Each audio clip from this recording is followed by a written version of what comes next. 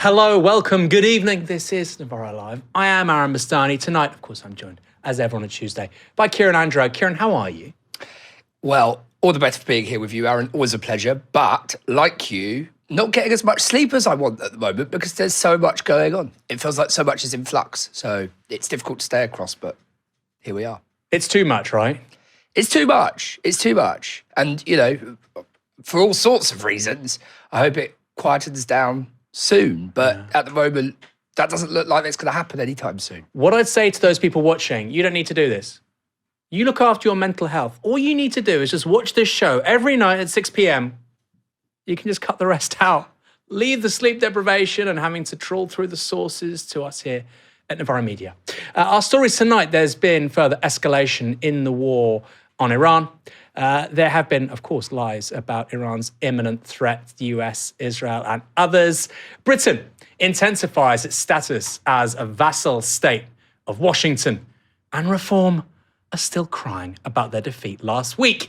Important stories as ever. If you'd like to support our work here at Novara Media, you can sign up at novaramedia.com/support. And now, of course, on this evening's show, let me know what you think in the comments here on the YouTube chat. You can, of course, use super chats as well, but if you want to support our work in a more meaningful, ongoing way, Google will take a lot of that cash. Click the link in the description below.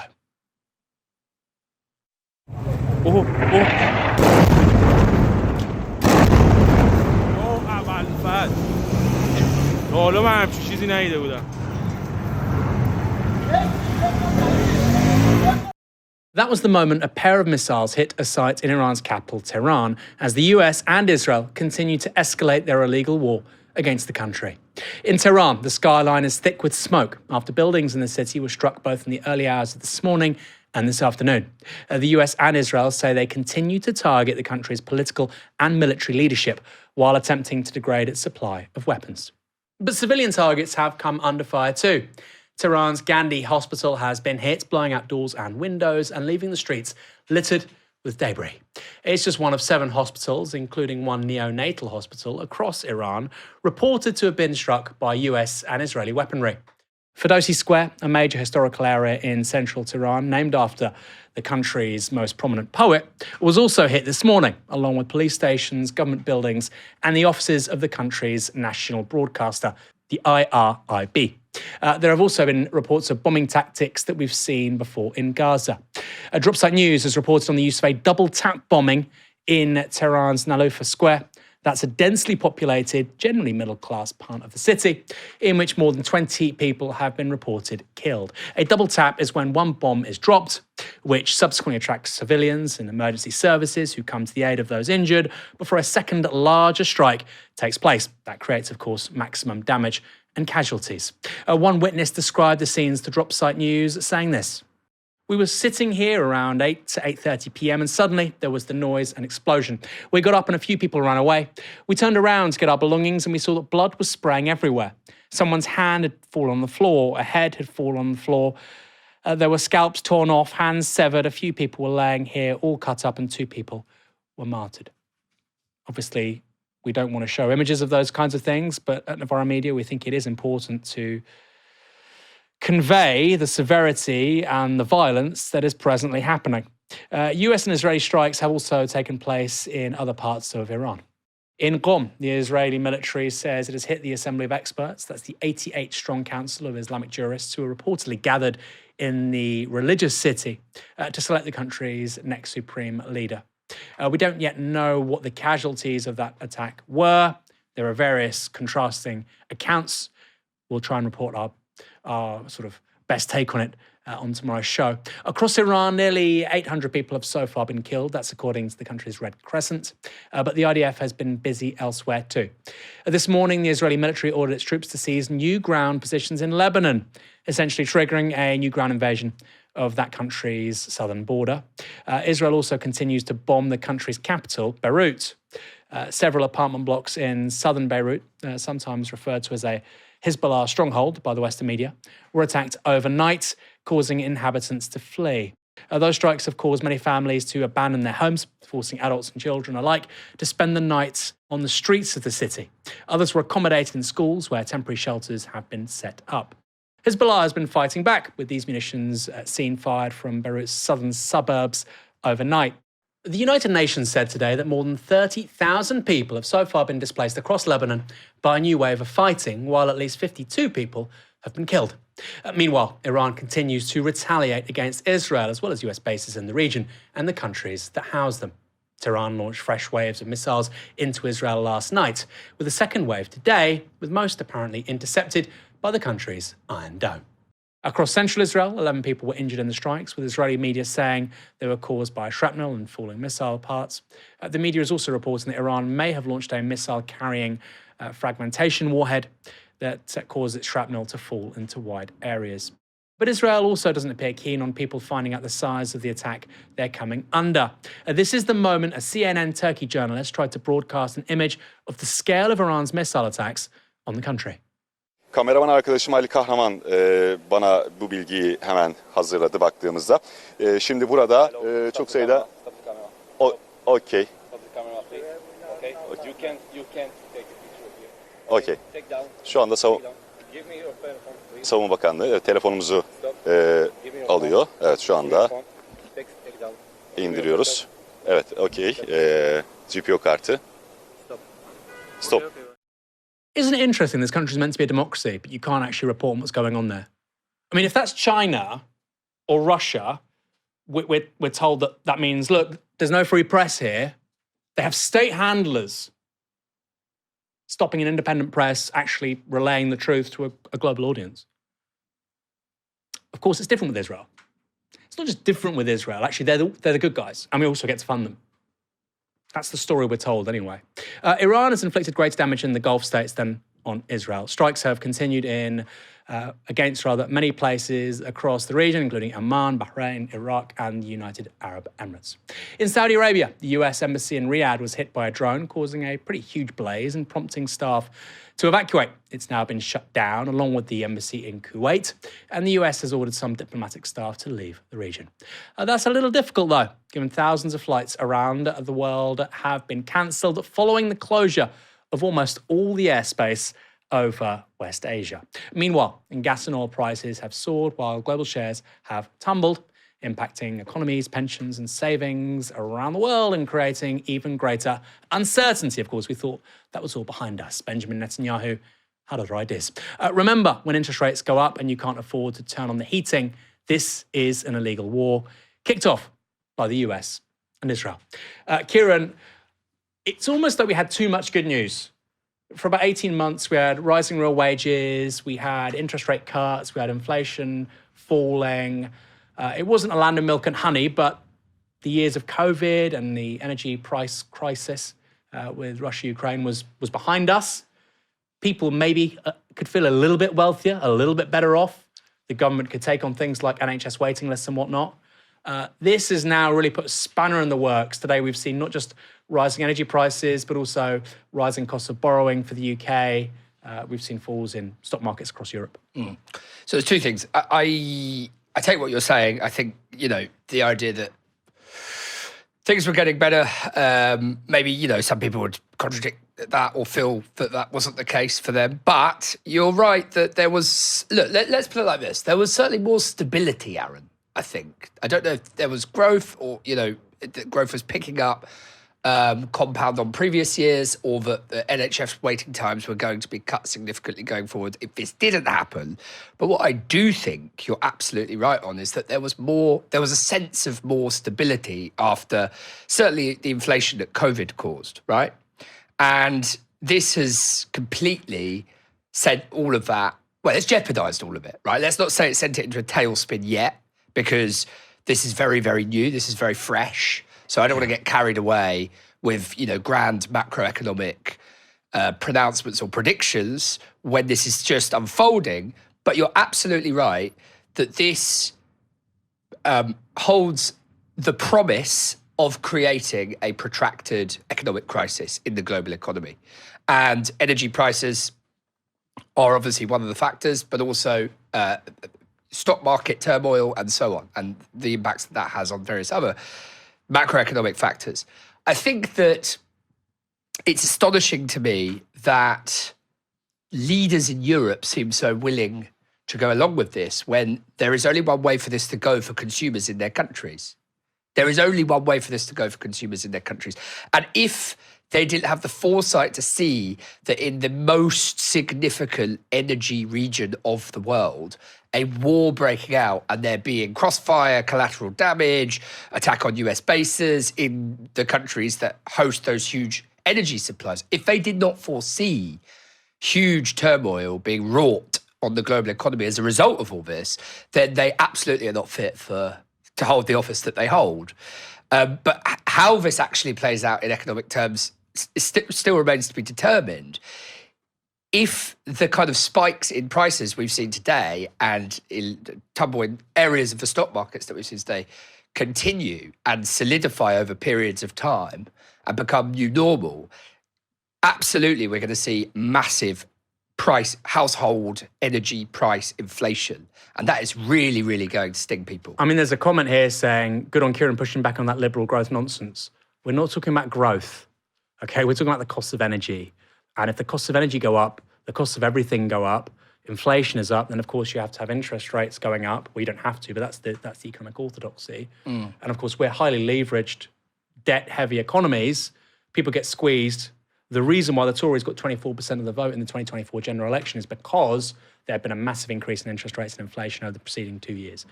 That has huge political consequences. Those are the kinds of things that turn societies upside down, okay? Very, very important.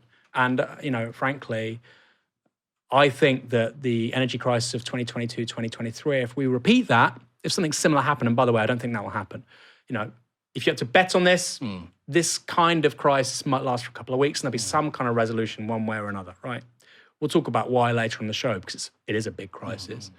But if we had something like 2022, 2023 happening again, I mean, the political shocks would be extraordinary. We've already seen, I think the establishment in this country, the political establishment is in free fall. That's one of the stories tonight. But you ain't seen nothing yet. And look, here's where it gets crazy. In the last 48 hours, we've actually seen a bigger spike in gas prices in Europe than we did in any 2 days at the start of the Russia-Ukraine conflict.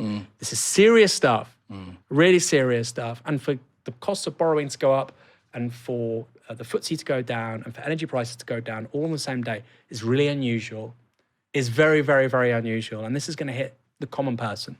Just as it did a few years ago. You want to say one very briefly, just on that and related to the comment. I'll split the difference with you, Aaron. I think that at the moment, we go from stagnation / managed decline to less managed decline and crisis, right? Yeah. And so I think where we've been since the recovery, so-called, from COVID and the reduction in inflation, which is undeniable. There was, significant reduction in inflation.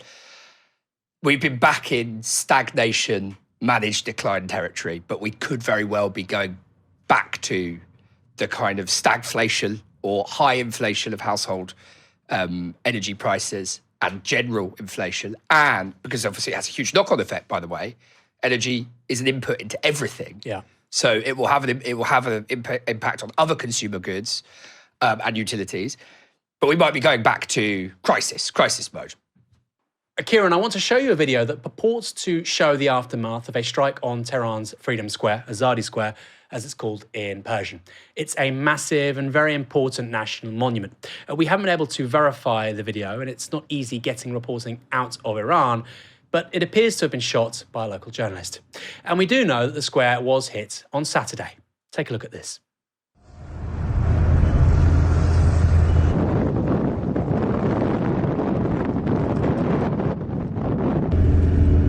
جلوتر زده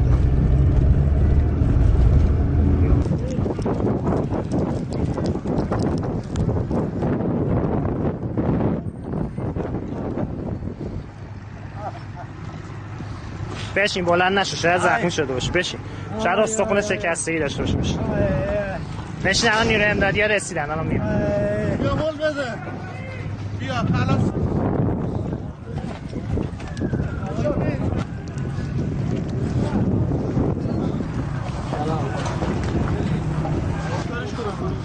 بذار باشه بذار همینجا باشه چی شد اینجا چجوری داشتیم راحت میشدیم زن و بچه همون داشتیم اونجا اومدن نمیشه گیری به سرم میگیره آسیب دیدن همه زن و بچه تو کجان؟ برو همون جلو تو آمبولانس ها؟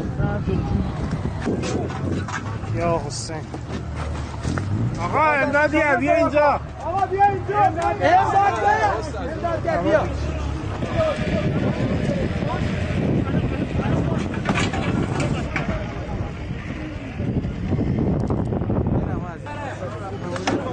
اومدم آقا یک کیسه بیا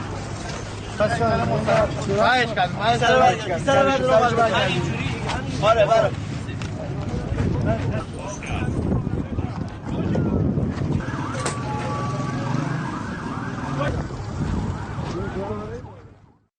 Extraordinary. That is downtown Tehran. I mean, that's like Trafalgar Square or Leicester Square. Kieran, I mean, a few things.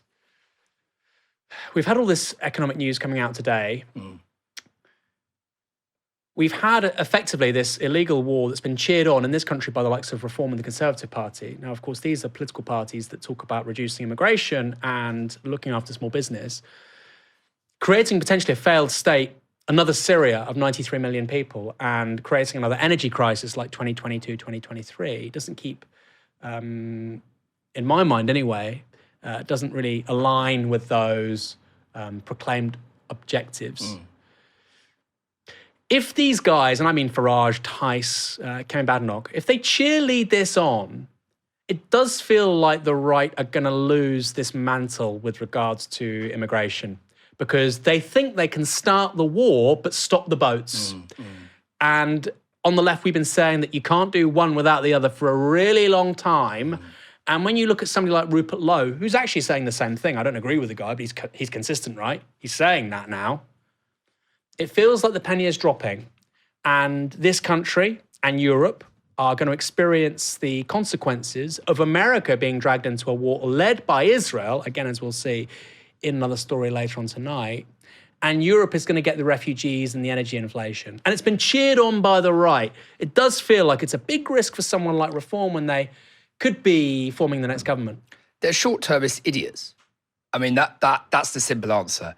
They are short-termist, career-minded, myopic idiots who, of course, have built their entire reputations and careers on hating migration and refugees and asylum, and pushing back against things like the Human Rights Convention, but then, of course, also benefit massively politically from weaponizing those very things.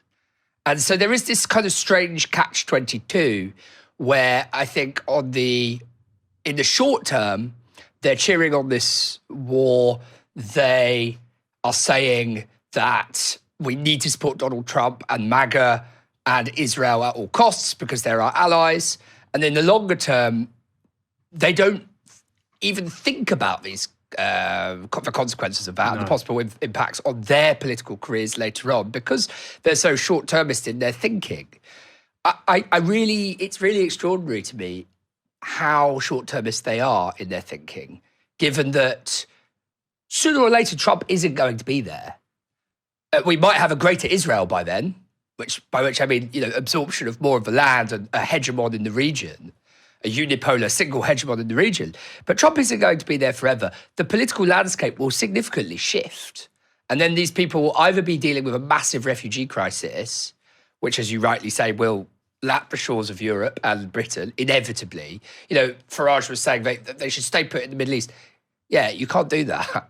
You can't do that. Well, that's what they say. Right? We can just leave the refugee convention and we'll, pull up the drawbridge. But also, by the way, let's say Britain does that. Let's say 10 million people are displaced from Iran and Iraq. Let's say that. And none of them come to the UK. So you're basically saying they can all go to France, Germany, Spain, Italy, your biggest trading partners. And you're saying that fundamentally, look, if 10 million people come to Europe in one go, that's going to collapse. That's going to collapse. Political consent in Europe is going to create all kinds of political crises in this continent. So you're basically saying, it's up to you guys. Again, is it worth it for what? What's the upside here? What's the upside for Europe? We get the refugees and the energy inflation. And it's being cheered on by the right like they're clapping seals, as they always do. As they always do. But I do think, Kieran, at this time, it's just so brazen. It is so brazen. There's been so little effort to generate political consent for any of this, including in America. It's also possible that they're just one-trick ponies who suffer from extreme lack of political imagination, Aaron, because they built their entire careers and their political identities on opposing small boats, migrants, refugees. And they are so stuck in that process. They're so addicted to that way of doing, of being a demagogue or being demagogues and making people fearful and ensuring that they gain political capital from that fear, that they continue to do it even when it's potentially to their own detriment. Say we get Prime Minister Farage and say we get a reform government, and that coincides, heaven forbid, by the way, but let's say we do, and it coincides with the worst egress from Iran. What does egress mean? People leaving. Yeah. Outflow of people leaving Iran because of a refugee crisis. That will obviously have a catastrophic impact on a prospective Prime Minister Farage's career and prime ministership. But I just wonder whether their short-termism is such that they don't know how to change the habit of a lifetime now. No, that's what I'm really worried about in terms of their ability to govern. They're not, this is something that the centre-left has always thrown at the radical left. You're not serious about governing. Believe me, Corbyn and McDonnell had an actual substantive agenda for governing a nation state of 68 million people, times 10 compared to these guys. And it's really, really worrying. You can't just govern by, press release and agitprop and guerrilla marketing, which is, again, all these people know. I mean, this is just a really extraordinary moment in global affairs. There are so many huge stories every single night. Novara wants to cover all of them, whether that's with our social first reporting, articles, podcasts, or here on YouTube. If you want to support our work, then go to novara.media/support or novaramedia.com/support. Help us build a new media for different politics. Something I was being told a hell of a lot at the tail end of last week with our coverage regarding that by-election where the Greens won. Extraordinary majority of 4,400. People said to me, wow, you went there? You thought they could win? I said, well, of course. Because I went up there 2.5 weeks before, 3 weeks before. I spoke to people. It was very obvious that the Greens could win. I thought they would win on the day. I thought Labour would probably sneak it on postal votes because that's how Labour always does things, right?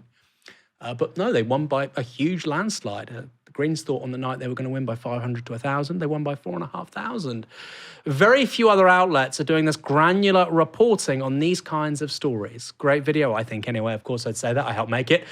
On Gorton and Denton, it's got 250,000 views. We can only do that kind of reporting thanks to our supporters. If you want to ensure we can do more of it, both before, during, and after this May's local elections, go to novaramedia.com/support. Let's go to our next story. One of the major mysteries over US President Donald Trump's illegal war with Iran is why? Why did Trump choose this past weekend to start a conflict that's now spreading like wildfire across the region, not to mention heavily impacting global security, energy prices, and diplomacy? Well, here's the explanation that Trump gave just hours after setting the world on fire. They've rejected every opportunity to renounce their nuclear ambitions, and we can't take it anymore. Instead, they attempted to rebuild their nuclear program and to continue developing long-range missiles that can now threaten our very good friends and allies in Europe, our troops stationed overseas, and could soon reach the American homeland. Just imagine how emboldened this regime would be if they ever had and actually were armed with nuclear weapons as a means to deliver their message. For these reasons, the United States military is undertaking a massive and ongoing operation to prevent this very wicked, radical dictatorship from threatening America and our core national security interests. So, the justification the president gives there is that Iran has tried to continue its development of nuclear weapons and that it poses an imminent threat to US allies in Europe, as well as US forces in the Middle East and even the continental United States itself. No mention of Israel there, the country that joined Trump in his attack on Iran. There was also this bit from Trump's speech. Finally, to the great, proud people of Iran, I say tonight that the hour of your freedom is at hand. Stay sheltered. Don't leave your home. It's very dangerous outside. Bombs will be dropping everywhere. When we are finished, take over your government. It will be yours to take. This will be probably your only chance for generations. For many years, you have asked for America's help, but you never got it. No president was willing to do what I am willing to do tonight. Now you have a president who is giving you what you want. So let's see how you respond. America is backing you with overwhelming strength and devastating force. Now is the time to seize control of your destiny and to unleash the prosperous and glorious future that is close within your reach. As we'll see later on, Trump said something completely different within 24 hours.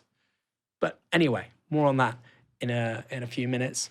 Trump isn't explicitly making regime change an objective of the war there, but he's certainly suggesting that the US and Israeli bombing is intended to create a political vacuum that the Iranian people should try to fill. Now, there is only one country in the entire region, perhaps even in the entire world, that has a clear interest in Iran being left in chaos with no government and factional internal groups vying to take it over as a dysfunctional, broken state, a war zone. That country isn't the US. Wider turmoil in the Middle East, dead service members, disruptions to oil and gas supplies, and a global reputation for making an illegal mess and not cleaning it up don't serve core US interests. But a broken Iran, preferably one without any chance of building power and influence in the region, does serve Israel and its political and territorial ambitions. And who cares if the US ruins itself in the process? Well, last night, US Secretary of State Marco Rubio was asked to clarify Trump's grounds for war, and what he said was truly eye-opening. The second question that's been asked is, why now? Well, there's two reasons why now. The first is it was abundantly clear that if Iran came under attack by anyone, the United States or Israel or anyone, they were going to respond against the United States. The orders had been delegated down to the field commanders. It was automatic, and in fact, it bared to be true, because in fact, within an hour of the initial attack on the leadership compound, the missile forces in the south and in the north, for that matter, had already been activated to launch. In fact, those had already been pre-positioned. The third is the assessment that was made that if we stood and waited for that attack to come first before we hit them, we would suffer much higher casualties. And so the president made the very wise decision. We knew that there was going to be an Israeli action. We knew that that would precipitate an attack against American forces. And we knew that if we didn't preemptively go after them before they launched those attacks, we would suffer higher casualties and perhaps even higher those killed. And then we would all be here answering questions about why we knew that and didn't act. There you have it, folks. An admission from a senior member of Trump's cabinet that the US went to war with Iran because Israel wanted to. And the logic is batshit. So let's break it down. The United States knew that Israel was about to attack Iran, and they knew that if that happened, Iran would launch missiles at American bases in the region. So the conditional is this.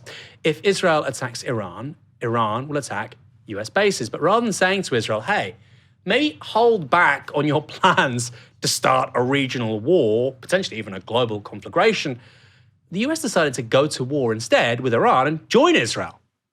Iran wasn't the imminent threat under those circumstances. Israel was. And remember, all of this is happening in the context of what were ongoing US-Iran negotiations, which apparently now are meaningless because Israel decided to do something totally different. This is a country of 10 million people. Just hours before the bombing began, Oman's foreign minister, who was mediating those talks, was doing the news rounds saying that peace was on the table after Iran agreed to no nuclear weapons, no stockpiles of enriched uranium, and comprehensive inspections. In other words, a much better deal than the one Barack Obama negotiated over a decade ago. This would have been a triumph of diplomacy for Trump. But who definitely doesn't want a US-Iran peace deal? You guessed it, Israel. That's the last thing Israel wants. Iran coming closer to any kind of international acceptance. By the way, that's true also under Reza Pahlavi. Israel has absolutely no domestic political interest in Iran being remotely autonomous and able to assert its own interests. Donald Trump, you just got played by your buddy, Bibi Netanyahu, bigly. Not only did he play you, Netanyahu told his own people that he played you. We showed this clip last night, but it's worth playing again. It's Benjamin Netanyahu speaking once the bombing had begun. אנחנו במערכה שבה אנחנו מביאים את כל כוחו של צה"ל כפי שלא היה מעולם למערכה הזאת כדי להבטיח את קיומנו ועתידנו.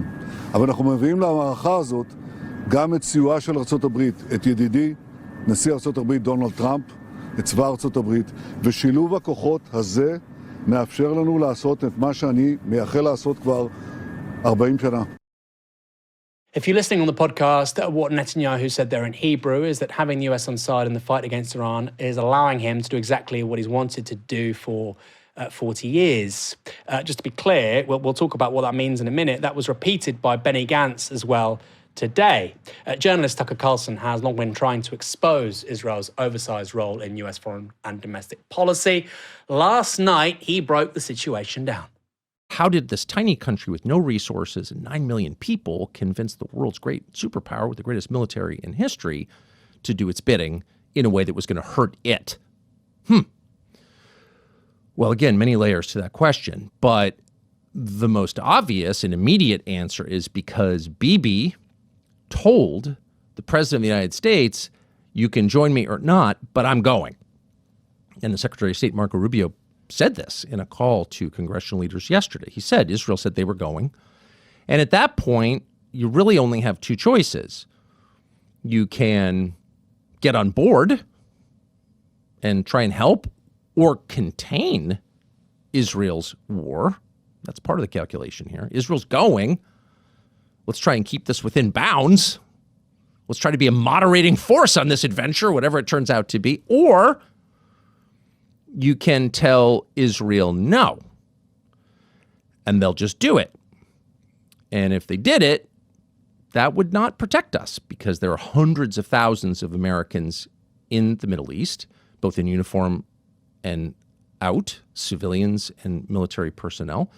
And they're also the world's most important oil projects, energy infrastructure, oil and gas, which has more than any other factor a determining effect on the global economy. So everybody needs their oil and gas, period. You can't change that. Sorry. And so if that infrastructure is damaged or destroyed, it affects all of us, everybody, but us. So you can't just let Israel go and do this. Now, of course, there's a third potential theoretical option, which you say to Israel, which is a client state, which we pay for, whose creation we made possible. You say, no, we're not doing that. I get it. You don't like the Ayatollah. You don't like Iran. But this is bad for us, and we're not going to let you do this. And if you do it, we're going to, I don't know what, cut off aid, something. We can apply the pressure that is inherently ours to apply since we're paying for all of this. But that was not even on the table. That's never been on the table.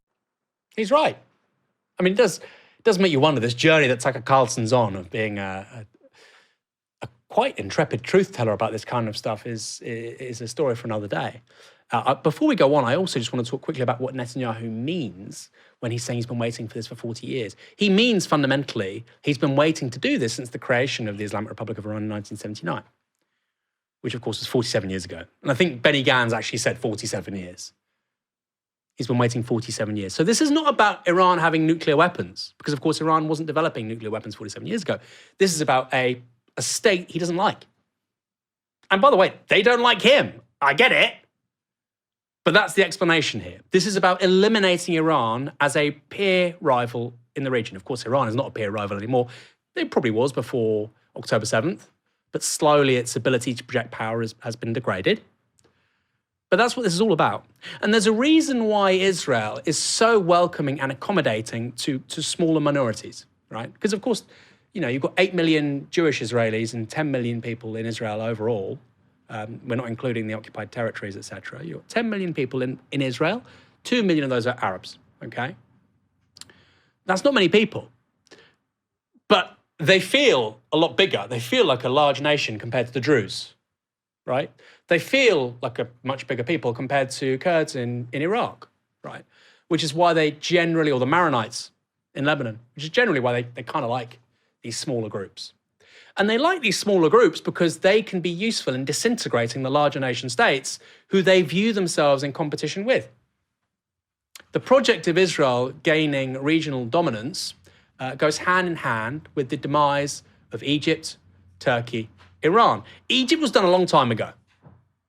Egypt was done a really long time ago. That's basically where Israel was focusing its attentions in the 1950s. Now it's Iran. Okay? It was Syria not so long ago. It wasn't really a regional player. Now it's Iran. And tomorrow it'll be Turkey.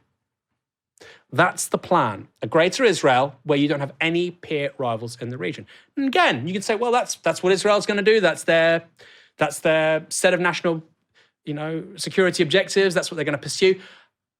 I don't agree with it. Of course I don't agree with it. Why are we helping them? Why are we helping them dissolve the entire state system across West Asia? Why are we helping them create multiple failed states? They bombed Iraq when Saddam was there. They're attacking Iran, Yemen, Syria, Lebanon. They've attacked Egypt, everybody. Now, of course, in the Western media, you're told, well, that's because these countries are anti-Semitic. And of course, there are many people in all parts of the world who are anti-Semites. But Netanyahu was very clear there, wasn't he, Kieran? He said, this is something that entered his brain 47 years ago. This is about the elimination of a certain state. And people have to be really clear about this. It'll be Turkey next. Turkey, 95 million people, nuclear threshold state, big economy. These kinds of countries are not allowed to exist in the same neighborhood as Israel. Yeah, and I think it's worth pointing out that Naftali Bennett, who is an Israeli prime minister, former prime minister no less, was only 2 weeks ago talking about the menace of Turkey in a news interview. And that is significant and relevant because probably next we will start to see the war junkie that is Israel turning its attention towards Turkey, as you rightly say. I think it's worth, Aaron, talking briefly about why Israel's doing this right now. It's the reasons have been expressed widely, but we'll restate them, and then I think it's worth just focusing on why is this the window of opportunity? Because I think it also answers the point that you made about why are we doing this? Why is America doing this? I think, so Israel is doing this for hegemony in the region, that's widely stated. It's doing this to eliminate any counterweight, check or balance, or counterbalancing force in the region. That's obvious, and that's been stated widely. And I think it's being done now for very specific reasons. Number one, Trump is in power, and Trump, for his own reasons, is very, very closely aligned with Netanyahu and with Israel. And I think it's worth saying that one of those reasons is that this, for him, functions as powerful Epstein distractionism. I think it's important to say that. We didn't say it on yesterday's show. I don't think it's come up yet tonight.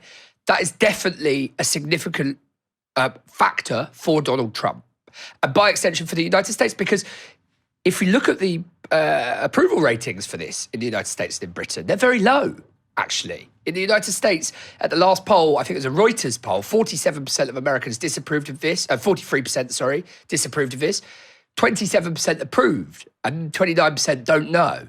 That's really dismal as a poll performance for approval of this. So then we said, well, why is Donald Trump doing this? He is uniquely close to Israel. All US presidents have been close to Israel, but he is uniquely close to Israel. There is now enough evidence for us to say that confidently. Whether it's Jared Kushner, whether it's real estate, whatever it is, we could go on and on about it for ages, but he is uniquely close to Israel. And Epstein distractionism is definitely a factor in all of this for Trump. So Netanyahu and Israel have very clearly identified that they have a unique opportunity in this administration that may never come again in the same way. And this speaks to the second point.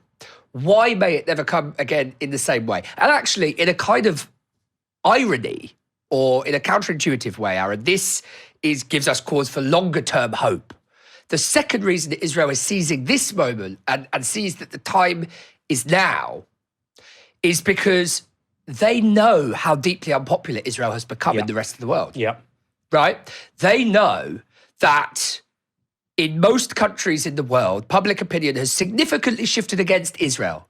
And for that reason, they have to seize this moment because they don't know what's going to come in 5, 10, 15, 20 years. And it might not just be little civil society. I mean, listen, I'm massively for BDS. And I think civil society movements do amazing things. But from the Israeli perspective, which is obsessed with the lens of the state and the military, they know that this is a real threat, not just because civil society groups have turned against Israel or popular, demographics have turned against Israel and so on. They're worried that that the next generation of politicians will have been conditioned by the past two to 3 years. They're really worried that the next generation of politicians across the allied countries, the West, will not be Keir Starmer, Donald Trump, and those guys. It will be people who cut their teeth learning about this issue since October 7th, 2023, and the genocide in Gaza that's been, on our television screens very clearly. So that is why they are seizing this moment like no other. Yeah. It's Trump alignment or administrative alignment with the US, and knowing that Trump won't be there for very long, even if it seems like he'll be there forever right now. And the second thing is, related, they're terrified of the next generation of politicians in Western countries. They've basically got 2 years of this guy, right, who is increasingly, cognitively challenged and very much compromised by, frankly, US paedophile elites.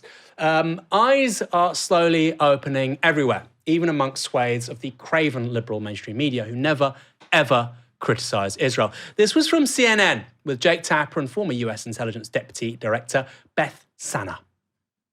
The actual preemptive strike was because Israel was about to attack Iran to destroy its missiles. And because, and we had learned, the US had learned that if Israel did that, Iran was then going to attack US bases in the region. Is that right? Do I have that right? Is that what they're saying? That's what they said this time. Does that count as... That's not the definition of preemptive. If you are taking an action that creates someone doing something, then you're preempting a theoretical. And it also, I feel like it's very interesting that this is all based on the idea that, number one, we can't control Israel, and number two, our entire war with Iran is because of what Israel is doing. In other words, Israel is the tail wagging the dog. The tail wagging the dog. She put it pretty perfectly, right? Yeah, absolutely. I wish I'd thought that phrase in this context myself. It is the tail wagging the dog.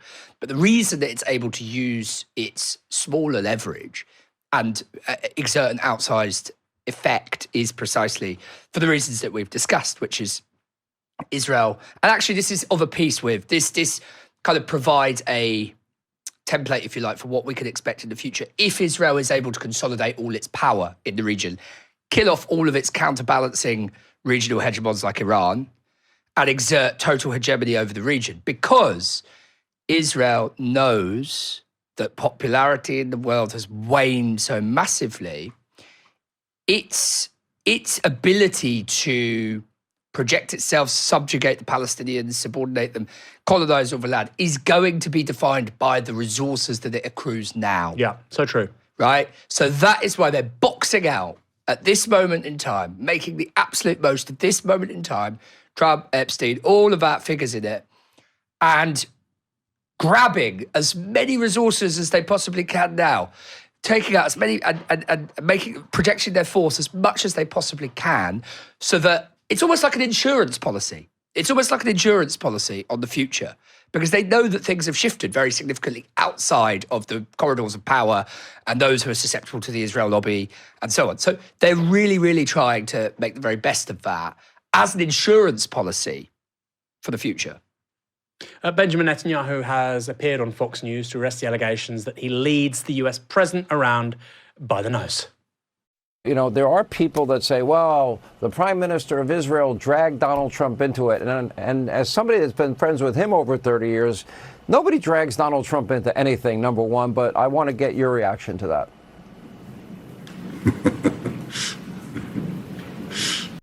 He looks like the devil, right? I mean, you're not meant to say that. He looks like the face shape as he starts to... He looks like the devil. He looks like a gargoyle.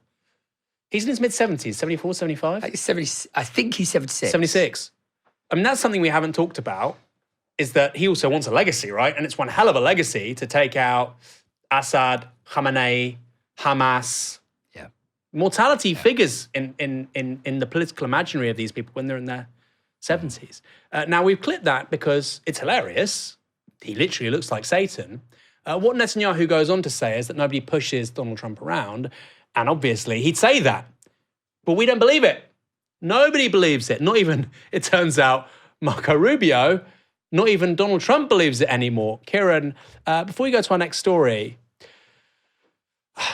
we've talked about Netanyahu, we've talked about the cause of a greater Israel. We haven't talked about, and we won't see it, this speech of Gavin Newsom.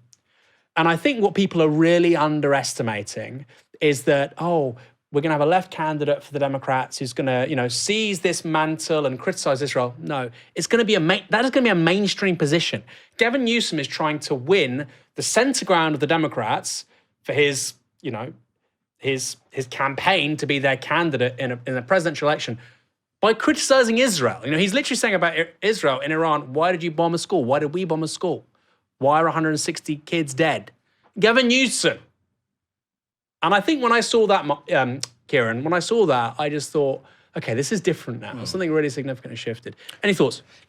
I suppose one thought. AIPAC is obviously a highly bipartisan. AIPAC is the American-Israeli lobby group, basically, that tries to sow positive relations for Israel inside America among politicians and civil society groups into the future. AIPAC is very bipartisan. It doesn't discriminate. It loves Republicans, it loves Democrats. And it has huge suction on both parties. And I know they've donated money to Gavin Newsom in the past. And so, anything that Gavin Newsom does will be, I think, a political calculation. So this is not to... But you're right. You're right. If people like that, who have previously taken money from AIPAC, feel that their political antenna, and he's got a good political antenna, I don't like him at all, but he's obviously reasonably successful and talented as a politician.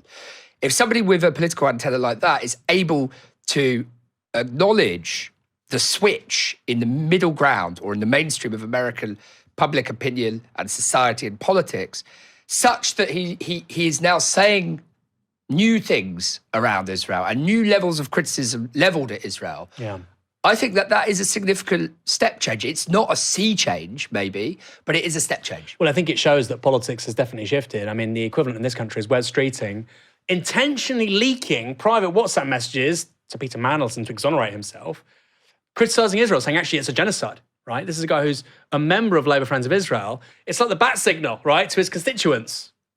Actually, I agree with you. It's a genocide. That's new.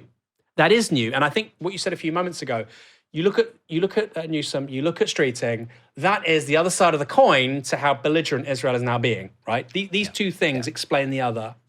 We're going to go to our next story tonight. We are going to go probably for an hour and 40 tonight. Sorry, guys. Sorry to the producers here. Sorry to you, Kieran. Oh, I'm happy. He wants to, well, maybe, I'm not going to say that. You love being here. We love having you on the show. If you want to support our work and pay for the lights to stay on and create more of these shows and talk about the stories that, frankly, legacy media is generally not interested in, go to novaramedia.com/support. Help us build a new media for a different politics. We're getting there, folks. We're getting there. We are really getting there. Help us get even further. Go to novaramedia.com/support. I criticise Keir Starmer a lot on this show, you might have noticed. And that's the right thing to do. After all, he's the Prime Minister. He governs in my name and yours. And therefore, he should be the most scrutinised person in British public life. But in recent days, he's done something significant and welcome. This was Starmer in Parliament on Monday. Exposing our military personnel to action that risks their lives, making sure that it is lawful before we ask them to do that. I think that is the duty of the Prime Ministers. A previous Prime Minister has taken exactly the same approach. I will, of course, read the Shadow Attorney's advice, but I'm very clear in the advice that I received, and I will not commit our military personnel to unlawful action. That is not what they would expect and deserve. They are entitled to better than that. That was Starmer putting clear water between London and Washington on the illegal war now being waged against Iran, which has no plan or objectives, and involves the bombing of large civilian populations, frankly, war crimes piling up by the day. Now, what Starmer has agreed to is allowing the US to use British bases to launch attacks on Iranian missile stores. He says that's a defensive role, allowing the US to stop Iran from attacking British allies in the region while protecting the roughly 150,000 British citizens around the Arabian Peninsula, mostly in Qatar and the UAE. But Starmer only allowed the US access to those bases, including Diego Garcia in the Chagos Islands, on Sunday night, allegedly a good 48 hours after he was first asked to hand them over to the US for use in that illegal attack on Iran on Saturday. That was a request Starmer refused. And US President Donald Trump is not happy. This was Trump speaking from the White House on Tuesday evening. I'm not happy with the UK either. That island that you read about, the lease, he made it for whatever reason, he made a lease of the island. Somebody came and took it away from him. And it's taken 3-4 days for us to work out where we can land there. It would have been much more convenient landing there as opposed to flying many extra hours. So we are very surprised. This is not Winston Churchill that we're dealing with. It's not Winston Churchill. By the way, I mean, it's not often talked about in British politics and British history, but Winston Churchill basically ended the British Empire and gave it all to the US. That's basically what he's asking for, right? I say that as somebody, of course, who welcomed the end of the British Empire. But that's it. We'll be your poodle, we'll be your subordinate, and we can sort of live in your shadow and bask in your glory. That's the deal. That's been the deal for 80 years, and Trump's just so angry that for a brief moment, Britain didn't want to do it. Trump's words there are an elaboration on an interview he gave to The Sun on Tuesday morning. There, the president said this: "He has not been helpful. I never thought I'd see that. I never thought I'd see that from the UK. It's a different world, actually. It's just a much different kind of relationship that we've had with your country before. It's very sad to see that the relationship is obviously not what it was." Remember, Harold Wilson refused for Britain to participate in the Vietnam War. There are precedents for us not being entirely aligned with Washington. Starmer's position, hardly made for a social media world, but reasonable and certainly not gung-ho, has drawn the ire of those who basically see this country as the underling to Washington. They think that when Donald Trump says jump, our job is to say how high. Here's Jeremy Hunt, former Chancellor of the Exchequer, on LBC earlier today. For the UK, I think we've really got the worst of all worlds. On the one hand, America is questioning our loyalty, and that is very significant when it comes to, for example, their support in Ukraine, where we badly need them to carry on helping Ukraine withstand the Russian onslaught.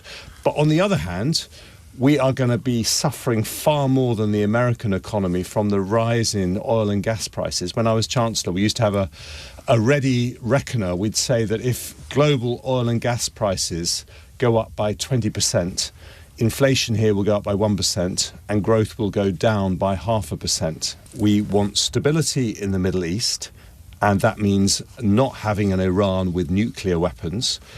And we want to sustain American support for Ukraine. And on both those accounts, I think that means we should have been all in with the president. This is someone who you're either all in or you're out in the cold.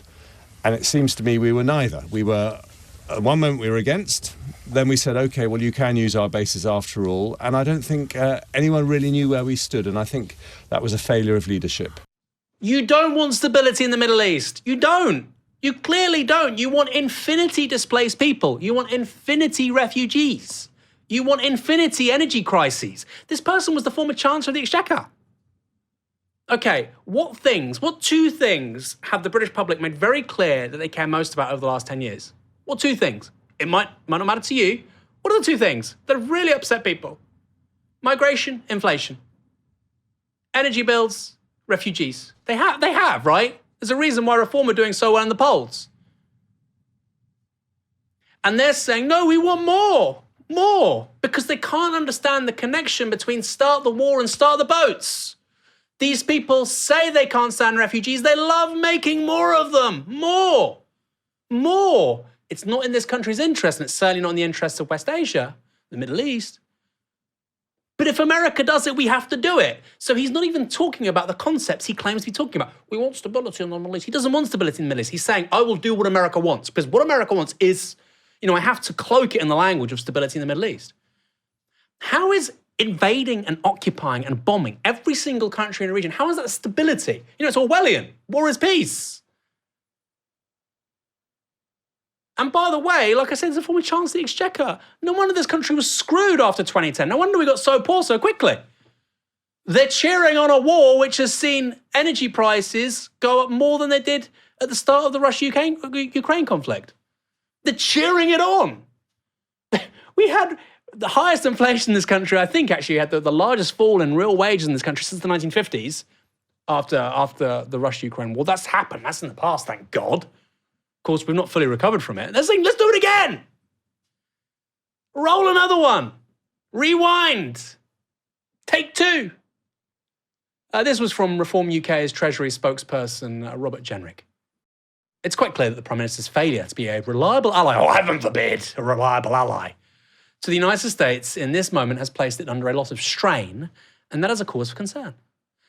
Your only concern should be about the people of this country and their well-being. Anyway, he goes on. The PM's response has been too slow. He should have made our bases available sooner, and he should have used what military assets we have to defend that base more rigorously than he did. The media has been at it as well. The Telegraph ran with Trump's interview, giving it the headline, I'm very disappointed in Kieran. The Express had pretty much the same headline. I mean, people don't really read the Express anymore, fine. Saying Trump is very disappointed in Kieran over Iran help. And the Daily Mail went with US lambasts hand-wringing, pearl-clutching Starmer, as Kemi says he's scared of his own voters. Bit of a dog whistle.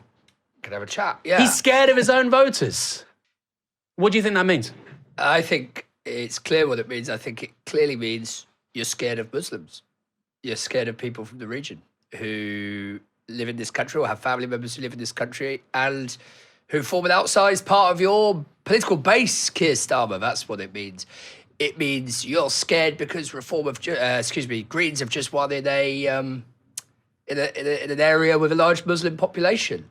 And so you're running scared and you're pandering to them. That's what she means. You're right. Absolutely right to call it out, Aaron. It is a dog whistle. You won't go on another crazy military escapade. You won't do Iraq all over again because of Muslims. I mean, that's the level of debate in this country. Again, no wonder the country's screwed, right? No wonder the country is screwed. This is the level of debate. You won't do the thing that Washington wants you to do. There's not a conversation about the national interest. It's because Muslims, right? I saw a great tweet today. It was by somebody who's on the right, I mean the far right. And they said that most right-wingers in this country aren't really right-wing. They're just liberals that hate Muslims. And it was like a light bulb went off. I was, yes, that's exactly right. They're just Thatcherites who hate Muslims. That's the radical right in this country, okay? Cut capital gains, let the rich make as much money as they want, infinity landlords, screw the poor, hate Muslims. That's conservative politics. By the way, that was the leader of the opposition, Kevin Badnock. You might have forgotten. Someone who hopes to run the country, pretty much saying she'd do whatever America wanted her to do, no matter how illegal or how costly in terms of British military lives that might be. These people love to bang on about sovereignty and taking back control, but actually, they want us to be a vassal state. And I think about this a lot. I'd rather be the 51st state of America than what these people want. At least we get to vote on the president. The status quo in terms of Britain's relationship to the US, this vassalage, this economic vassalage, and for these people, ideally a military vassalage too, is, as the Boston Revolutionaries said in the 1770s, taxation without representation. We're paying for US treasuries, a US world order. We have no say in it. Let's join. You know what? Let's be the 51st state. We can be like New York. We can be one of those states that gets a Democrat. We can be important when they have the Democratic primary for the presidential candidate. We can get a left-wing candidate in. We can get Bernie Mark II in. We can get, we can change the Constitution. Mamdani can be president. Let's do it. Let's join. I'd rather that than what we're doing now, which is this fake sovereignty, this fake independence we have as a country. And it's crazy that the Tories, who talk about national interest, sovereignty, independence, freedom, they want us to be the least free and the least sovereign this country's been. ever. In that White House meeting, it wasn't just Starmer who came in for criticism from Trump. The Spanish Prime Minister, Pedro Sanchez, has also refused the US permission to use his country's bases, even for so-called defensive attacks on Iran. Here's what Trump had to say about that. Spain has been terrible. In fact, I told Scott to cut off all dealings with Spain. Spain, first of all, it started when every European nation, at my request, paid 5%, which they should be doing. And everybody was enthusiastic about it, Germany, everybody. And Spain didn't do it. And now Spain actually said that we can't use their bases. And that's all right, we could use their base if we want. We could just fly in and use it. Nobody's going to tell us not to use it. But we don't have to. But they were unfriendly. And so I told him, we don't want to, Spain has absolutely nothing that we need other than great people. They have great people, but they don't have great leadership. And as you know, they were the only country that in NATO would not agree to go up to 5%. I don't think they would have agreed to go up to anything. They wanted to keep it at 2%, and they don't pay the 2%. So we're going to cut off all trade with Spain. We don't want anything to do with Spain. Gangsterism. We're going to cut off all trade with Spain because, you know, NATO is about collective security. And by the way, Spanish troops were involved in Iraq and Afghanistan. Isn't that crazy? Isn't that crazy? The one time you actually have the part of NATO, which means you have the mobilization of collective security, was for the United States after 9/11. The Spanish were involved. And this is how they get treated. They're not even, he's saying, you're not a sovereign country, we're going to fly and we'll fly in. By the way, Spain used to have a nuclear weapons program. I think if you're a Spanish nationalist, on the left or the right or whatever, of course, most of them are on the right, but if you're a Spanish nationalist, if you're a serious Spanish nationalist, you love Franco or whatever, you're probably thinking, hey, you know what? Actually, we should probably get that going again. And also, if you're on the left, why are we in NATO? Oh, they have to pay this much money. Why? Well, we've just lost this much trade with the US. Let's save 10 billion euros. Kieran. All of this is perhaps accelerationism of decline in various areas, by which I mean this. These guys are so out of touch, Aaron. It's extraordinary to see Jeremy Hunt, who's one of the stupidest people to ever be Chancellor, surely, Kemi Badenoch, and all of the usual suspects in the British media, like the Express and the Mail, kind of getting behind something, and not to mention Farage, all of these guys lining up to get behind something that is empirically unpopular, something that we have evidence to show is not popular with the general public, either in the United States or in the United Kingdom. They're getting behind this war for the reasons, if we go back to where we were earlier, downstream to where we were earlier, Israel's motives, Trump's motives, the opposition in this country and the conservative opposition in this country, so-called, is getting behind something deeply unpopular for reasons that are so remote from their direct material interests. And like you say, Aaron, they are trying to, they will, this support will, if it's effective, if it forces Britain to be more involved or whatever, or even if it doesn't, will have very serious implications for British consumers. And like you said, household bills, prices of everyday commodities, very, very serious for voters. Unless it's part of some, I don't know, giant perfidious sort of supervillain-like ploy where they push energy bills up so high that Keir Starmer loses the next election on the basis that the economy is fucked. But I don't think that they've got the kind of foresight to think like that. I think that they're just supporting Donald Trump because they want to be contrarian and because they're so used to supporting Donald Trump. Hold your horses on that, Kieran. Because our next story talks about all of this, about reform and what's going on on the domestic scene. We have a comment here. Mike working for Green 3766 with $5 Canadian. Aaron, do you think Michael Walker spoke too soon praising Mark Carney at Davos? I'm in the Canadian state. I don't think he did.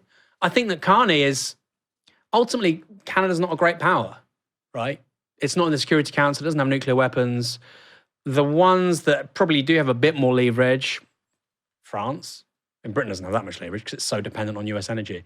France kind of has some leverage. It has its own nuclear capability. It has nuclear energy, of course.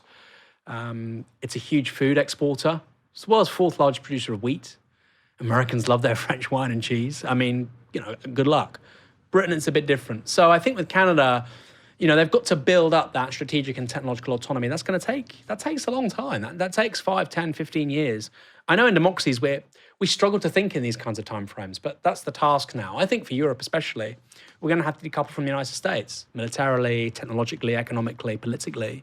Doesn't mean America's always going to be bad or the enemy, but Europe clearly has to stand up on its own 2 feet. Great quote, I can't remember who it was from a French politician, I think.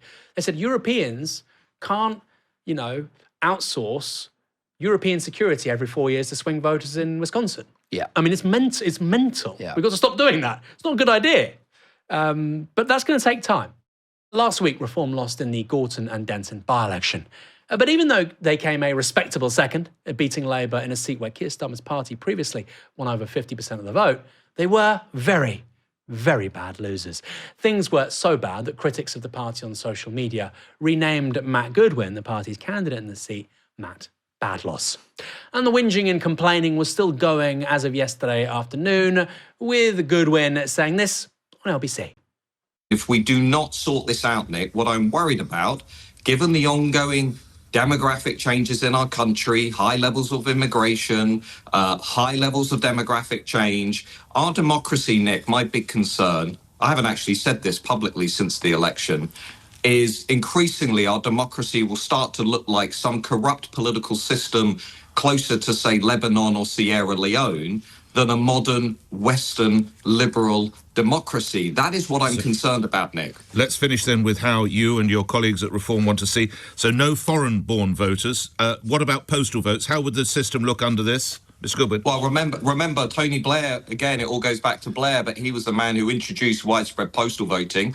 What Nigel Farage has said over the weekend correctly is let's restrict postal voting to people who are disabled or very elderly. Let's not make postal voting a sort of mainstream part of the democratic process because, Nick, we don't know what's going on behind closed doors. Nigel Farage has always brought up his memory of somebody turning up at a polling station with a Sainsbury's bag full of 1,000 votes. You know, this should not be happening. We're not living in the Middle East, Nick. We're living in, one of the greatest democracies in the history of the world. And you're not just doing this, lastly, because you're a bad loser. This is because the democratic process went through, the particular by-election constituency spoke, and you didn't like the result. Isn't that the reality?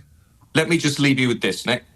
I don't mind beating the Labour Party in the 6th safest Labour seat. I think this by-election was a success for Reform. But I tell you, I've seen this with my own eyes up close. I'm deeply, deeply concerned about where our democracy is heading.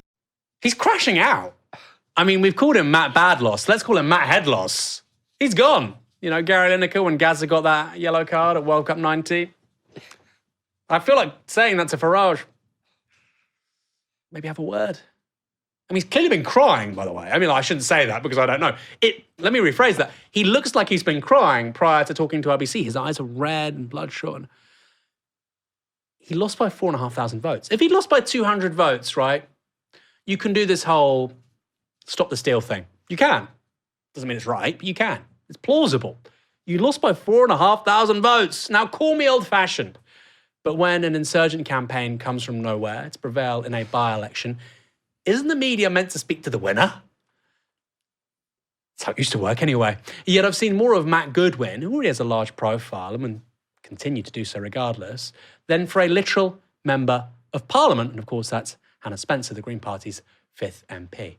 And it gets worse for Reform because in a poll released today by YouGov, no less, they are down a point, while the Greens, well, they're up by 4. As you can see, Reform is on 23%. As I say, down 1. The Greens are just behind on 21. They're up by 4. And that's 5 points ahead of both Labour and the Tories. To repeat, this is YouGov, gold standard. The Greens are 5% ahead of both the major parties. 5%. It's not the margin of error. According to our friends over at Stats for Lefties, that vote is projected to lead to this outcome at Westminster. As you can see, Reform short of a majority, which would be 326. They're on 285. Even if you include the Tory vote alongside Reform, there is nothing approaching a majority. The Greens are on 2nd with 125 seats. The Lib Dems on 3rd with 89. SNP on 44. So if anything, actually, a rainbow coalition led by the Greens would have more seats than Reform and the Tories. Quite funny. Although there is more data besides that. If anything, it's more important. This is polling by More in Common about who voters would vote to stop. Really, really key. This has been tweeted by Ed Hodgson from More in Common. Tracking our negative voting intention, who would Britons vote against, who would they vote to stop? Reform are top with 38%, that's up 9. Labour are second at 34, down 4. Tories and Greens on 7, Lib Dems on 3. Now, this is really key. Reform are top and Labour are the government. And Reform have gone up 9 points. That's what happens when the electorate sees Matt Goodwin, I guess, for a month. Sorry, I don't mean to be mean. That's a lot, right? They've gone up 9 in a month. And before I go to you, Kieran, here's the polling average of the major parties. This is, again, courtesy of Stats for Lefties. Poll average, February 2026. Reform, it's really important to say, Reform is still leading. They've, I think, led over 200 polls now nationally. Reform on 28.4%. That's up 13 on the last general election. Tories on 18.7%, down 5.7% on the last election. Labour also on 18.7%. That's down 16% on the last election. The Greens on 14%, Lib Dems on 12.4%. That's the lowest ever score for Labour in a polling average. I presume the Tories are getting there as well, right? But that's pretty extraordinary that you have the Greens, Labour and the Tories in the average of polls now kind of converging. I have a theory, Kieran, and I know this is going to sound mean, and I know our audience don't like Reform, but I also don't like to stick the boot in. I really don't. When you've lost, I actually, well done to anybody who stands public office. It's not easy. It's really, really hard work. More people should do it. We should incentivize and encourage more people to do it. And I think, you put your hat in the ring, you shouldn't get a kicking. I think all of that. However, I think what Matt Goodwin has really shown over the last month is that infinite complaining, whining, and whinging is not a good look. And it's something I've been thinking about for a while.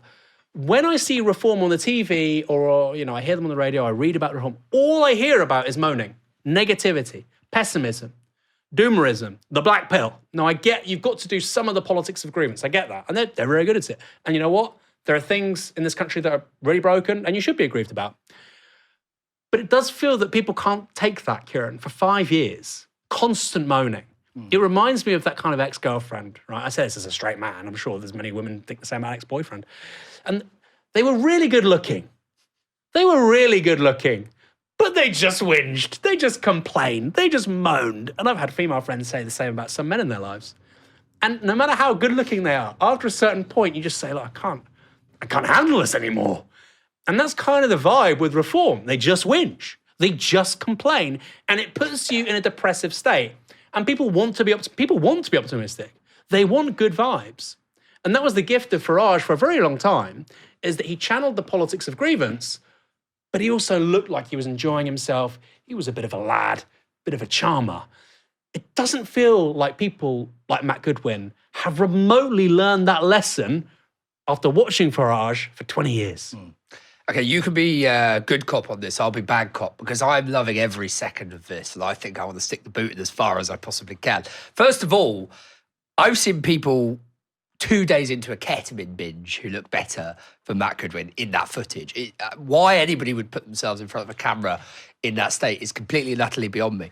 I think that this loss is exerting an outsized or disproportionately sized impact on Reform's brand, very largely because of where they were in their kind of development cycle.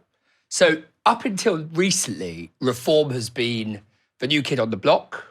It's sprung from nowhere, and it's been going from strength to the extent that people started to report on Reform as though it was a kind of invincible project. But it was this juggernaut that was just going to steamroll it all on left and right. I mean, not so much left, but, some elements of those that folded for Keir Starmer at the last election and the right, and completely gobble up everything and win a landslide at the next election. And I think this loss coming at this moment in time is much more devastating to them than it might have been at another time, even if it were the same circumstances, 4,500 margin and Matt Goodwin and all the rest of it. So to have their kind of invincibility bubble punctured at this moment in time when they seem to just be on the way up with defections and all the rest of it, good polling, is, I think, the reason that this seems so catastrophic for them. And this reaction just makes things worse. I mean, it just makes things so much worse. And this touches on the other important part of all this, Aaron, as you rightly say.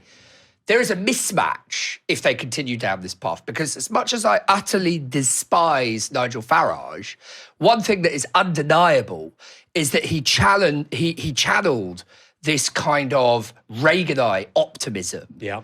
You know, he kind of became a vehicle for, like you say, grievance politics, in my view, very dark demagoguery and dog whistle politics, but in a kind of optimistic, Reaganite, positive, charming, funny, light-hearted. A sunny guy, right? Sunny guy. He comes in the room, you think, things are looking up. Exactly, a kind of sunny capsule. It was all, you know, captured within that, and that was the brand. That was the brand.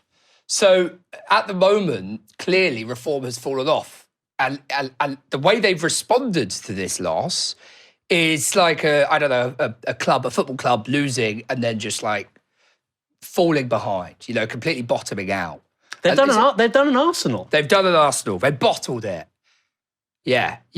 And so I think that you know, and for those of us, as I say, I want to stick the boot in a bit, to see a grown man who has had a lot of things his own way in life, who's part of a political culture and a culture wars that constantly tells us that people are too weak these days, that people are too sentimental, that people are too sensitive, that masculinity has become too effeminate and all of that kind of stuff. To see such a person, you know, crippled by what is essentially a loss in a very privileged setting with absolutely few consequences, really, in any significant sense.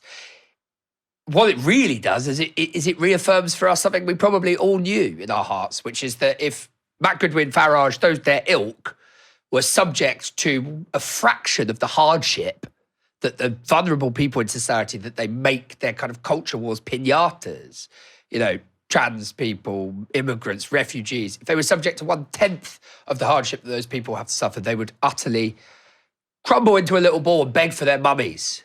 He's done a William Gallas, hasn't he? And he's still going. I mean, that's the thing. Two responses there. First of all, if that was me, I know my dad, if I was literally days later on TV or radio, my dad's son, it's embarrassing. You know, he's sort of very quite macho Middle Eastern man. His son, just, come on, you're kind of embarrassing the family. You know, pull it in, you know, get yourself, take a week off, go on holiday. That's what he would say, right? But why aren't Reform doing that? Why isn't Farage just saying, you know what, Matt, this isn't looking good for us. We just showed you a bunch of polling data. The more they've seen of this guy in Reform over the last month, the more unpopular they've become. People are now saying they're more likely to vote against Reform, stop Reform. That's gone up 9% in 1 month. So yes, they had a good result in this by-election. I think that's really important. That is really important. They beat Labour. They came second in the Northwest. If you had this kind of performance, this kind of swing nationally, I think there was one bit of data that said they'd win about 450 seats. That's an important bit of data. It's very real. There's another bit of data, which is they've seen loads of Reform and a Reform politician who's not Nigel Farage over the last month, and people don't like it. People do not like it. Before we conclude tonight's show, we have to talk about the Greens. We have to talk about the Greens, right? Because I think they were second in Find Out Now. They were third with another pollster, I can't remember who. Labour were on 18% with Opinion. That's the lowest ever polling with Opinion. So clearly Labour struggling. Tories, meh, who knows. Reform, kind of on a little bit of a downward trajectory. But the Greens doing terrifically well. They'll do well in May with the local elections. I suppose one line of argument is the more exposure the Greens have from national political media, if people genuinely think they could win 40, 50 seats at Westminster, that's a long way away, by the way. But if that's plausible, they're going to get a lot of scrutiny, and deservedly so, of course, from the media, much of the right-wing media, and that won't be deserved, and much of it won't be fair. some people would say, well, Reform are crumbling now a little bit, or Matt Goodwin's crumbling because of that kind of scrutiny. But actually, the Greens would do a hell of a lot worse. What would you say to that? I would say that there's probably some truth in that they will come under more scrutiny, and that they're right now probably in some kind of Goldilocks zone where it's not too hot and it's not too cold. They can get onto national platforms, not as much as they should do. You're right, Aaron, to point out that Hannah Spencer wasn't invited on LBC. As far as I'm aware, maybe she was, but it was Matt Goodwin that's being interviewed and not the winner. But they're also not so hot in that they're not having, every single front page of every newspaper running bad stories about them raking up mud. And there are some that are starting to trickle out, by the way. But generally, I think they're probably in that Goldilocks zone, yeah. But, I think the people that I've spoken to that work around the Green Party or are activists or support the Green Party, they take the same line on it, which is that, the British left has kind of done a road test on this. It's gone through this process between 2017 and 2019. You'll remember this better than anybody, Aaron. Before 2017, the legacy media and the political class didn't really take Jeremy Corbyn that seriously. I mean, the Labour Party did, because they wanted him out. They wanted to dislodge him. But the rest of the kind of political establishment, the media didn't. And so partly why he did so well in 2017 was that they hadn't turned the dial up to 11 and, bombarded the public with all manner of negative story, day after day after day after day until 2019 happened. It's not the only reason that Jeremy Corbyn lost the election, badly in 2019, but it is one significant reason. And so I think a lot of people who support the Green Party, who are maybe going to be part of you mentioned Arsenal, but in a different context, the electoral Arsenal that goes in to the 2029 or whenever it is election, helps the Green Party put its best foot forward and put in its best showing for that election. They feel that they have already been battle tested in this respect. And I think it's the onslaught, if the Greens continue to grow and do well and look like a credible electoral force, whether that's 30 seats, 40 seats, forming a coalition with other progressive parties, or whether that's 20 seats plus, there is inevitably going to be massive scrutiny on the party because there are a lot of vested interests and established interests reflected in the media, the structure of ownership in the media, that do not want that to happen at any cost. And it's not in their material interest for it to happen, by the way. So, of course, they're going to throw everything at stymieing that outcome, a good Green election, whatever that looks like. So, yeah, I think absolutely we should batten down the hatches. I think also if you're the Labour Party, on the one hand, yeah, you want to attack the Greens because they're coming onto your turf. They just won in a by-election, which was previously your seat. But you're probably thinking, hey, you know what? There's probably a sweet spot where the Greens do pretty well and they take all these strays. And actually, we're looked at as the moderate option by the Times, the Sun, the Murdoch press, and so on. I have to say two things. Firstly, Hannah Spencer, an extraordinary candidate. Very, very strong candidate. Her acceptance speech, we discussed on Friday night, hit so many notes. Yeah. You could see Goodwin behind her thinking, Christ, this is what my voters talk about. Litter, fly tipping, antisocial behaviour, high streets, small businesses just, not getting a chance to succeed. And I think that's partly why Reform is so angry. It's because they can't just pigeonhole the Greens now as these ultra-left social liberals who will tell you off for taking a package holiday once a year, right? There's actually a substantive political offer now to the working class, the middle class, talking about a really wide range of issues. And I think the problem for Reform, and also the problem for the media that part of the media that wants to attack the Greens, is going to be that nobody thinks the Greens are going to form a government. Right, even though there's that polling showing them in second, people think, oh well, I'd quite like the Greens to have 30 MPs. That would take politics in a direction I quite like. They might not. They actually might want Zach Polansky not to be the PM. They might prefer Starmer to be the PM, but they think, I care about climate issues. I want Labour to be a bit more left wing. I want to be a bit closer to Europe. I like rewilding beaver. Let's have 30 MPs, great. Whereas Reform's pitch is, we are going to be the government. And that is something really concrete that people will want to stop. People are not going to turn out in their droves and say, no, no pass around, no 30 MPs to the Greens. It's crazy.